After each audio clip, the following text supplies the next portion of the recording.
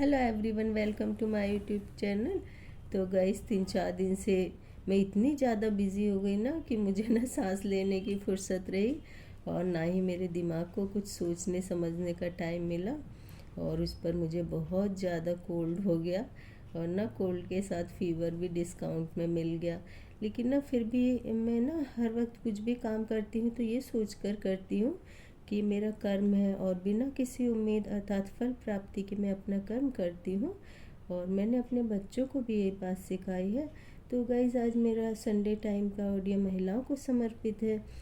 अक्सर महिलाएं ना जब घर से बाहर निकलकर अपने या परिवार के लिए कुछ करना चाहती हैं और या फिर घर के काम से टाइम निकाल कर अपने टैलेंट को उभारना चाहती है, तो सबसे पहले उनसे कहा जाता है कि घर का काम तो तुम ढंग से कर नहीं सकती हो, ना ही बच्चों की देखभाल कर सकती हो।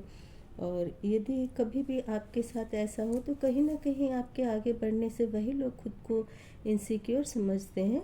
और मेरी इन बातों से मेल पर्सन ये बिल्कुल भी नहीं सोचिएगा कि आपके घर की लेडीज़ को मैं भ्रमित कर रही हूँ।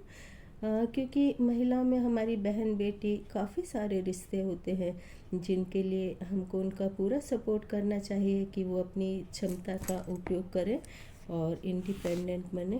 तो गाइज, ज़्यादातर हाउसवाइफ ही कैसे दायरे में सिमट कर रह जाती हैं कि घर का काम संभालना, बच्चों की परवरिश और पति धर्म निभाते निभाते उनको ये लगता है कि यही उनका संसार है। और यहाँ पर हर महिला के लिए मैं एक बात कहना चाहूँगी कि भगवान न करे हमारे सामने कोई भी ऐसी परिस्थिति आए, और यदि आ जाए तो सोचिए कि हम उसका सामना कैसे करेंगे। तो यहाँ पर मुझे कथावाचक देवी चित्रलेखा जी की बात सटीक लगती है कि हमेशा अकेले रहने के लिए तैयार रहना चाहिए। कोई भी रिश्ता कहीं भी धोखा दे सकता है। तो ये धोखा या ट्रेजेडी बताकर कभी नहीं आते, क्योंकि कौन कब बदल जाए, कब हमारा साथ छोड़ दे, हमको नहीं पता होता है। क्योंकि कई बार जिसको समाज ने एक संबंध में, एक बंधन में, एक पति पत्नी के रिश्ते में बांधा होता है, और वो कब उस रिश्ते से हमको मुक्त कर दे। क्योंकि जब लाइफ पार्टनर छोड़ता है ना, तो उससे पहले वो सारी तैयारी करने के बाद छोड़ता है, और 1% भी उस रिश्ते में वापस आने की गुंजाइश नहीं होती है। तो ऐसी स्थिति में महिलाएं बिल्कुल टूट जाती हैं कि जिनके लिए हम सब कुछ छोड़कर आए और उन्हीं ने हमको छोड़ दिया। और कई महिलाएं डिप्रेशन में चली जाती हैं, तो कई अपने बच्चों के साथ अपना जीवन ख़त्म कर देती हैं। तो ये कोई समस्या का हल नहीं है, क्योंकि आत्महत्या करना जहाँ एक और कानूनी अपराध है, वहीं दूसरी तरफ एक जीव के रूप में भी जो कर्म हम अधूरा छोड़ करके जाते हैं, तो वो भोगने के लिए आना पड़ता है। क्योंकि जब तक किसी शरीर में प्रवेश नहीं कर जाते हैं तो हमारी आत्मा भटकती रहती है। तो यदि कोई महिला सोचे कि मुझे कुछ नहीं आता, तो उस समय आप सोचिए कि डेली रूटीन में आप क्या कर सकती हैं और क्या क्या काम करती हैं। अचार, पापड़, बरी तो शायद ही कोई महिला होगी जिसको नहीं बनाना आता हो। और हाथ से जवे या मशीन से सेवई बनाना भी बहुत आसान है। तो कई महिलाएं एक साथ थोड़े थोड़े पैसे शेयर करके अचार, पापड़, बरी या फिर जवे या सेवई बनाएं और उनको घर के आसपास के किराने स्टोर में सप्लाई करें। और या फिर आपके आसपास थोड़े ज़्यादा पैसे हों तो आस पड़ोस के किसी भी युवक युवती से ऑनलाइन अकाउंट बनवाकर उस पर अपने जो भी सामग्री बनवाती हैं उसे सप्लाई करवाएं। इससे हमारे बच्चों को भी रोज़गार मिलेगा और हम महिलाएं भी आत्मनिर्भर बनेंगी। और यह कार्य गृह उद्योग के अंतर्गत आता है। तो काफ़ी साल पहले यह कानून बना था कि चाहे तो सरकार की तरफ से भी हमको परमिशन मिल सकती है और सरकार सभी खाद्य पदार्थ और सामग्री हम तक पहुंचाती है, और फिर हम जो भी फॉर एग्ज़ाम्पल अचार, पापड़, बरी वगैरह बनाकर पैक करके देते हैं, तो गृह उद्योग संस्था के लोग वह सामग्री हमारे पास से ले जाते हैं और हमको हमारी मेहनत का मूल्य भी दे जाते हैं। और आपका यदि टिफ़िन वेयर का कार्य कर सकती हैं तो वह भी आपके रोज़गार के अंतर्गत आता है। क्योंकि आपने देखा होगा कि पहाड़ी इलाकों का जो जीवन होता है कितना ज़्यादा मुश्किल होता है, लेकिन अब वहाँ की महिलाएं टिफ़िन वेयर का भी काम करती हैं और वो कम से कम 10-15 महिलाएं मिलकर के भोजन पकाती हैं या फिर मिठाई, बिस्कुट वगैरह बनाती हैं और उसको वहाँ के रेस्टोरेंट, दुकानों वगैरह में सप्लाई करती हैं।